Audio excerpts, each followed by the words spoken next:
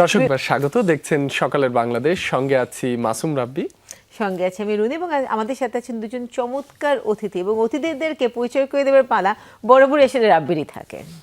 আমাদের সাথে রয়েছেন তৌহিদ শিমুল এবং অধ্যাপক ডক্টর এম ময়াজউদ্দিন। আপনাদের দুজনকে স্বাগত সকালের বাংলাদেশে এবং শুভ সকাল। শুভ সকাল। শীতের সকালটা আর্টিস্টের জন্য কতটা লোভনীয়? শীতের সকাল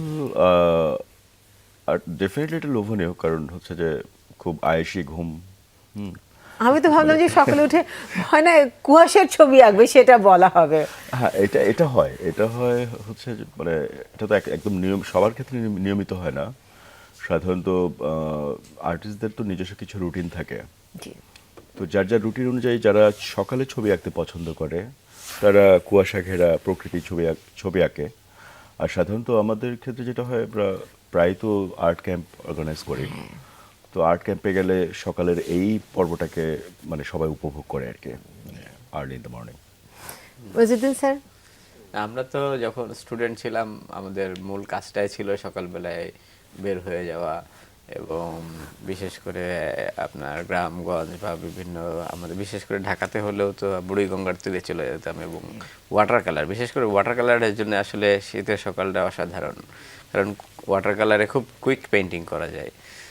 সেটা আমরা এখন মিস করি, এখন যেহেতু একটা প্রফেশনে আসছি একটু কম যাওয়া যায়। তারপরে আমরা যে আর্ট ক্যাম্পগুলো করি সেগুলো তো আপনার এইভাবেই সাজানো থাকে, এই পিঠা থাকে সকালবেলায়, যে ওখানে এক ধরনের উৎসবের মতো সবাই একসাথে কাজ করা হয় আর্ট ক্যাম্প। এই জন্য এই ক্ষেত্রে আমরা এখন আর্ট ক্যাম্পগুলোতে আমরা এই সুযোগগুলো পাই, অর্থাৎ শীতকালের যে প্রতিচ্ছবি সেটি ফুটিয়ে তোলার একটি সুযোগ আসে। এই যে আর্ট ক্যাম্পগুলোর যে আমরা মানে কথা বলছি, কিছুদিন আগে নেপালে একটা আর্ট ক্যাম্প হয়ে গেছিল, সেটা সম্পর্কে যদি একটু আমাদেরকে বলেন। নেপালে অ্যাকচুয়ালি পরপর দুটো প্রোগ্রাম হয়েছে। জি। আমার অর্গানাইজেশন জোব্রাদি আর্ট ভিলেজ এবং আরেকটা অর্গানাইজেশন আছে বাংলাদেশে, ডট টু লাইন, আমার পার্টনার রুবিনা নার্গিস। তো আমরা দুজন মিলে প্রথম যে ইভেন্টটা করেছিলাম সেটা হচ্ছে ড্রিমস্কেপ নেপাল। এটা নেপালের আরও দুটো অর্গানাইজেশন আমরা কোলাবোরেটলি এই প্রোগ্রামটা অর্গানাইজ করি। তো এখানে এটা ট্রাইনেশন একটা প্রোগ্রাম ছিল, 3 দেশের সিনিয়র আর্টিস্ট যারা ছিলেন সবার অংশগ্রহণ এই প্রোগ্রামটা। আর সেকেন্ড যে ইভেন্টটা হয়েছিল সেটা ডিসেম্বরের শেষের দিকে, মাত্র সপ্তাহ দুয়েক হবে প্রায়, সেটা করেছি বাচ্চাদের নিয়ে। সেটাও ট্রাইনেশন ছিল, 5 থেকে 18 বছর বয়সী বাচ্চাদের আন্তর্জাতিক চিত্র প্রদর্শনী। আর ওটা টাইটেল ছিল আর্ট ফিয়েস্তা 2026। তো দুটো প্রোগ্রামে ভীষণ সাকসেসফুল, আমরা ইন্টারন্যাশনালি বেশ ভালো রেসপন্স পেয়েছে। এটা সবার কাছে বেশ ইয়ে ছিল, মানে অ্যাপ্রিসিয়েশন বেশ ভালো ছিল। বাচ্চাদের আর্ট স্টাইল নিয়ে যদি মানে এই প্রশ্নটা আপনাকে আমি করতে চাচ্ছিলাম যে বাচ্চাদের নিয়ে কাজ করা সবচেয়ে ইন্টারেস্টিং জায়গাটা কোথায়? তাদেরকে কি আর্ট শেখাতে হয় নাকি তারা নিজেরাই শিখে নেয়? বাচ্চাদের বিষয়টা ভীষণভাবে ইন্টারেস্টিং, কারণ হচ্ছে যে বাচ্চারা ওদের অবচেতন মনে, কারণ ওদের তো আসলে ছবিটা আসে কোত্থেকে, মানে একটা বাচ্চা, আমরা যখন স্বপ্ন দেখি স্বপ্নের কোনো ব্যাকরণ থাকে না, মানে আগে থেকে পরিকল্পনা নিয়ে স্বপ্ন দেখা হয় যে আমি আজকে এই ছবিটা আঁকবো, এই স্বপ্নটা দেখবো, বা এইভাবে আমি একটা দৃশ্যপট দেখতে চাইবো, এটা তো স্বপ্নের কোনো পূর্ব প্রস্তুতি থাকে না। তো ফলে সাবকনশিয়াসলি স্বপ্নের মধ্যে যা কিছু ঘটে সব কিছুই বাস্তব, মানে সেখানে সেই পরিবেশে সেই ইয়েতে সেটা মানে সমস্ত কিছুই যৌক্তিক। তো বাচ্চারা, আমরা বড়রা সচেতনভাবেই ছবি আঁকার চেষ্টা করি, আর ছোটদের ক্ষেত্রে যেটা হয় তাদের চিন্তাটা স্বপ্নের মতো, অবারিত দিগন্ত, তাদের ছবিতে সমস্ত কিছুই সম্ভব। তারা যদি মনে করে যে না হাতি উড়বে আকাশে, তাহলে হাতির ওড়া সম্ভব, এমন কিছু যে কোনো এই ধরনের অবজেক্টগুলো চিন্তা করতে ওরা ভীষণ পছন্দ করে, এবং এটার শিল্প মান যেটা, এটা ভীষণ রকম মানে কি বলা যায়, শিল্পমান অনেক উন্নত বাচ্চাদের ছবির।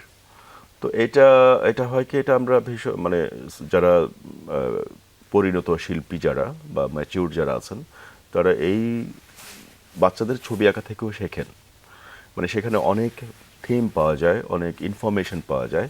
বাচ্চারা তাদের পার্সপেক্টিভ থেকে পৃথিবীটাকে কিভাবে দেখে, সোসাইটিটাকে কিভাবে দেখে বা কেমন করে দেখতে চায়, সেটার একটা সাবলীল প্রকাশ থাকে তাদের ছবিতে, যেটা আসলেই একটা মেসেজ দেয়।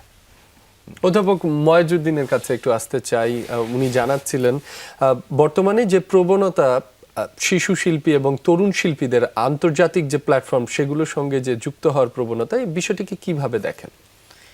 এইটা তো আমার কাছে খুবই অসাধারণ মনে হয়, কারণ বাংলাদেশে আমাদের একসময় সুযোগই ছিল না যে দেশের বাইরে যেয়ে কাজ দেখা।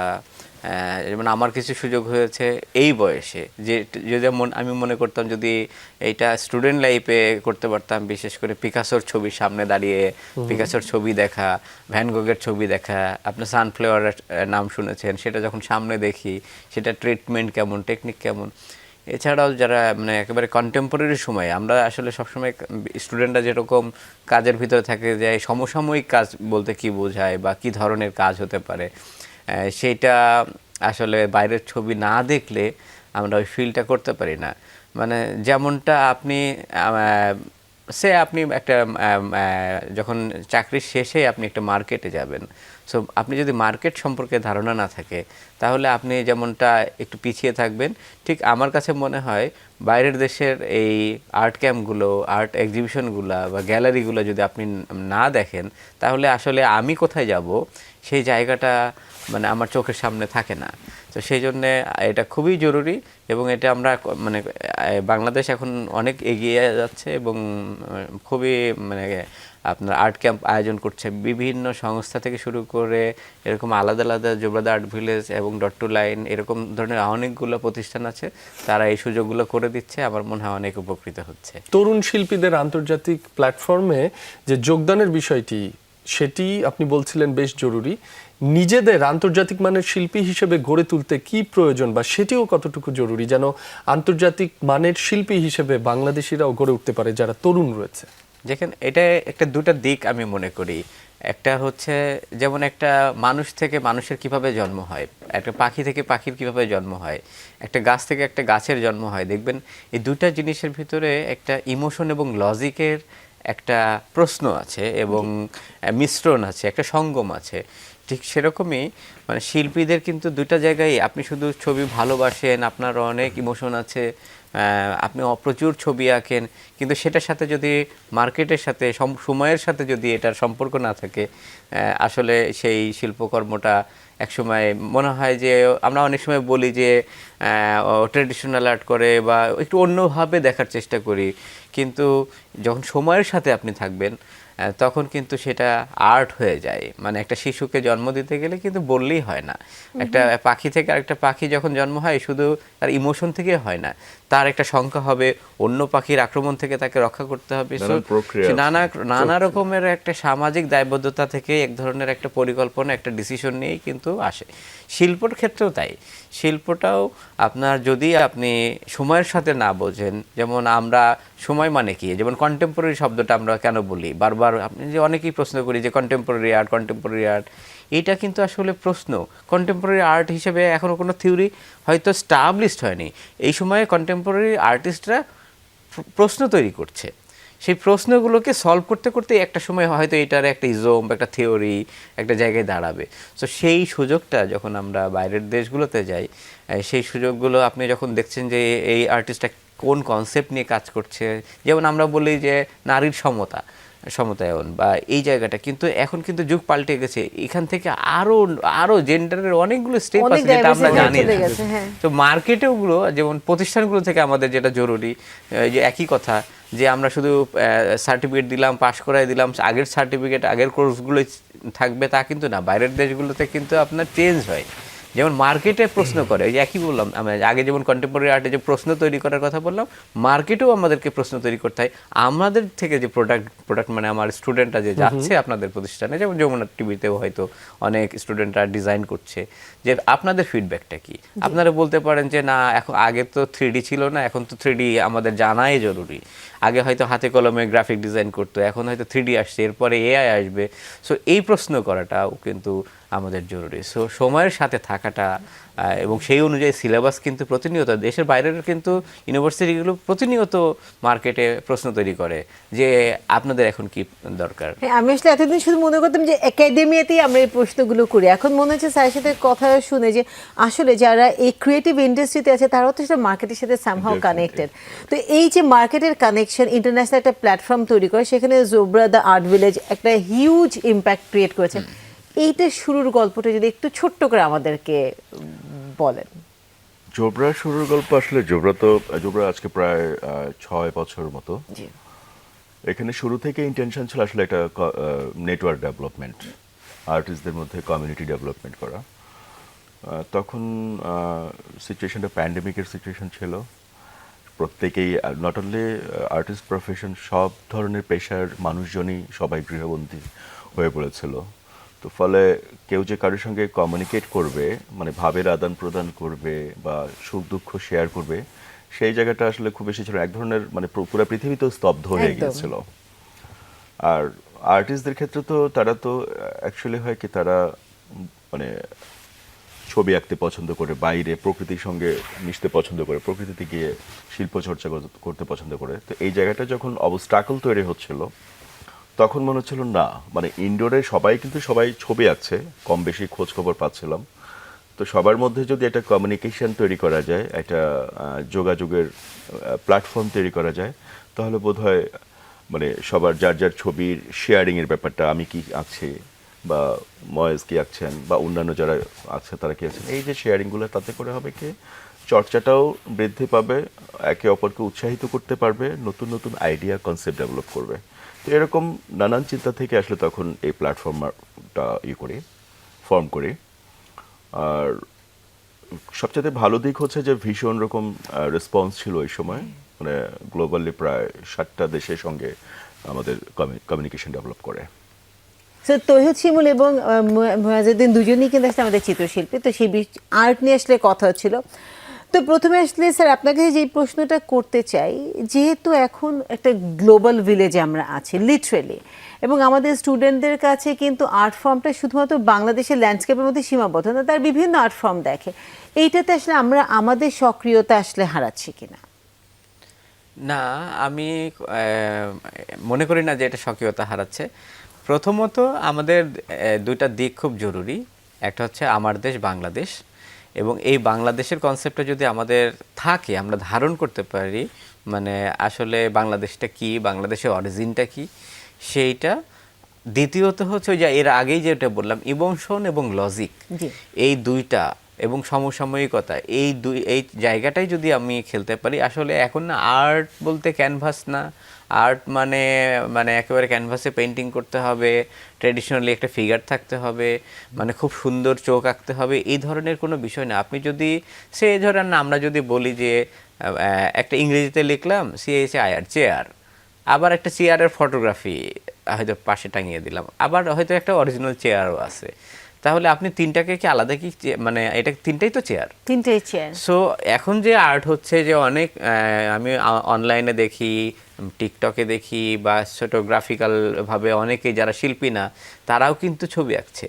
তো সেই ছবিগুলো কি তাহলে আর্ট না? সেই আর্টটা ওই যে তখনই হয়, তখন তার ভিতরে সে যদি একটা কনসেপ্ট ডেভেলপ করে, যে আমি এই যে তিনটা চেয়ারের কথা বললাম, সেই তিনটা চেয়ার কিন্তু কোশ্চেন তৈরি করছে।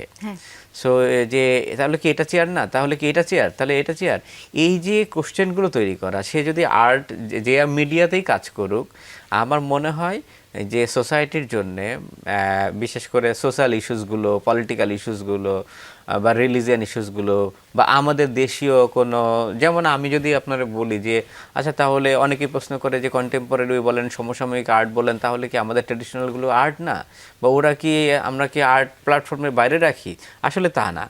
আসলে আমরা এখনও কিন্তু কন্টেম্পোরারি করতে পারি। আচ্ছা ধরেন আপনারা দেখেন যে পটচিত্রে অনেক প্রাণী দেখা যায়, লোকশিল্পের ভিতরে অনেক প্রাণী পাখি দেখা যায়। আচ্ছা ওই পাখিগুলোকে যদি আমার সমসাময়িক চিত্রে উঠে নিয়ে আসি, আপনি কেমন মনে করেন যে এই পাখিগুলো হারিয়ে যাচ্ছে? আপনি দেখবেন যে কোম্পানি আর্টের চিত্রে যে পাখিগুলো, সারস পাখি বা বিভিন্ন ধরনের পাখির ড্রয়িং আপনারা পাবেন, আমাদের পুরাতন ঐতিহ্যে, সেই পাখিগুলো নিয়ে যদি আমি কাজ করি তাহলে কি এটা সমসাময়িক না? আচ্ছা, আপনি ধরেন একটা সেই ট্র্যাডিশনাল মানুষই আঁকছেন, হাতে হয়তো একটা আইফোন, তাহলে আপনি কি বলতে পারেন যে এটা কি সেই ট্র্যাডিশনাল আর্ট নাকি সময়ের কথা বলছে? আইফোন কবে কবে আবিষ্কার হয়েছে? সময়ের কথা বলছে। সো আমি যেটা বলতে চেয়েছি আপনার প্রশ্নের আসলে অন্যদের বিশেষ করে যারা শুনছেন তাদের জন্যই বলি যে আপনি যেটা করছেন সে আপনাকে ফিল করতে হবে আপনি আর্টিস্ট, এবং আর্টিস্ট মানে হচ্ছে আপনি সোসাইটির কাছে এক ধরনের দায়বদ্ধ। সেই দায়বদ্ধতার জায়গায় আপনার বিশেষ করে যে আপনি যেটা ভাবছেন, আপনি যে ব্যক্তি, একটা জেন্ডার, আপনার অনেক ধরনের অনেকেই ধরেন ফ্রাস্ট্রেশনের ভোগে, অনেক ধরনের কারণ হচ্ছে যে আমি কি আর্ট করছি নাকি করছি না, আমি কি কিছু করছি নাকি করছি না। সো এই জায়গা থেকে আপনাকে বিলিভ করতে হবে, বিশ্বাস করতে হবে যে আপনি কি করছেন, আপনি কি কোনো প্রশ্ন থ্রো করতে পারছেন। যেমন আপনারা যারা নিউজ করেন, আপনারা কিন্তু কন্টিনিউয়াস প্রশ্ন তৈরি করেন সোসাইটির কাছে, তাই তো সাংবাদিক। সো আপনাকে ওই জায়গাটায় আসতে হবে, এবং এটার জন্য আসলে কনসেপ্ট নোট তৈরি করা, আপনার ভাবা, রিসার্চ করা। শুধু আমরা আগে যেমন বলতাম এই পেন্টিংটা অনেক ভালো লাগে, এই পেন্টিংটা অনেক সুন্দর, এই যে মানে সোজা বাক্যগুলো দিয়ে না আমরা দর্শককে আমাদের থেকে আলাদা করে রাখি। আসলে তা না, আসলে দর্শককে আপনি প্রশ্ন করেন, আপনি আপনাকে প্রশ্ন করেন, সোসাইটিকে প্রশ্ন করেন, দেখবেন একে অপরের সাথে সম্পর্ক। একা একা খুব ভালো আছি, একটা সুন্দর আকাশ দেখছি, এইটা তো কারোর আসলে বিশেষ করে এই সময়ে যথেষ্ট না। তৌহিদ শিমুলের কাছে প্রশ্ন, এই যে ড্রিমস্কেপ নেপাল যেটা হলো, সেটা আসলে মানে এটা কোন চিন্তা থেকে এই জিনিসটা আমরা শুরু করেছিলাম? আচ্ছা, ড্রিমস্কেপ নেপালের স্টোরিটা হচ্ছে এরকম, নেপালে আমাদের কিছু অর্গানাইজেশন আছে, মানে ওখানকার অর্গানাইজেশন যাদের সঙ্গে আমাদের নিয়মিত যোগাযোগ আছে। তো ওরাই মূলত উদ্যোগটা নিয়েছিল যে ড্রিমস্কেপ নেপাল শিরোনামে একটা আর্ট ক্যাম্প এবং এক্সিবিশন হবে ইন্টারন্যাশনাল। তো সেখানে আমরা বাংলাদেশের দুটো প্রতিষ্ঠান আমরা ইনভলভ হই, আমরা বাংলাদেশ থেকে অর্গানাইজ করি। তো আমার আসলে প্রচুর আর্ট ক্যাম্প এক্সিবিশন আয়োজন করার অভিজ্ঞতা আছে। তো সেই আলোকে দেখেছি যে নেপালে যে ড্রিমস্কেপ নেপাল শিরোনামে যে ইভেন্ট, এটা প্রকৃত অর্থে কিন্তু কালচারাল এক্সচেঞ্জ প্রোগ্রাম ছিল। ওকে, সেখানে সর্বসাকুল্যে 4 দিনের একটা ছিল এক্সিবিশন আর্ট ক্যাম্প। তো আমরা প্রতিদিনই ময়সার ছিলেন আমাদের সঙ্গে, তো আমরা প্রতিদিনই ওদের ওখানকার যে কৃষ্টি কালচার যা কিছু আছে, ওখানকার ধর্মচর্চা, ওখানকার সামাজিক সোশ্যাল যে প্র্যাকটিস, হ্যাঁ, ওখানকার মানে যাবতীয় যা কিছু আমরা ওরা প্রতিটা বিষয়ে, মানে প্রতিটা বেলায় সকাল দুপুর সন্ধ্যা মানে একে একে সমস্ত কিছুর সঙ্গে আমাদের সাথে পরিচিত করে দিয়েছিল। তো ফলে হয়েছে কি, এটা ইভেন এই যে আমরা ওদের সঙ্গে মিশেছি, আমাদের নিজেদের চিন্তা ধারা, নিজেদের ভাবনা, সেটারও একটা এক্সচেঞ্জ হয়েছে। তো আমার মতে এই অর্থে ড্রিমস্কেপ নেপাল একটা সার্থক ইভেন্ট ছিল। তো পাশাপাশি আমি যেটা বলতে চাই, আরেকটা ইভেন্ট আমরা যেটা করেছিলাম বাচ্চাদের, সেটা হচ্ছে আর্ট ফিয়েস্তা 2026 জোব্রার প্ল্যাটফর্মে। আসলে এটা this is the first time আমরা বাচ্চাদের জন্য এটা অর্গানাইজ করি, কারণ আমার মনে হয়েছে যে সবসময় তো বড়দের নিয়ে কাজ করা হয়, শিশুদের ক্ষেত্রে যেটা হয় যে বড়রা মানে ছোটরা অ্যাপ্রিসিয়েশনটা কি পায় বাসায়, হ্যাঁ খুব ভালো হয়েছে, খুব সুন্দর হয়েছে, বা হ্যাঁ ওকে ভেরি গুড, এর বাইরে কি আসলে তার কোনো অ্যাচিভমেন্ট আছে? নেই কিন্তু। তো ফলে হচ্ছে যে আমরা যখন ইভেন্টটা অর্গানাইজ করি, আমরা তাকে ক্রেস্ট, সার্টিফিকেট, ক্যাটালগ, আরও যা যা কিছু অনুষঙ্গ আছে, সেটা যখন তাকে দিয়ে তাকে একটা প্রাতিষ্ঠানিক স্বীকৃতি দিয়েছি যে হ্যাঁ তোমার ছবিটা আসলেই সুন্দর, তুমি আসলে একজন ভালো আঁকিয়ে।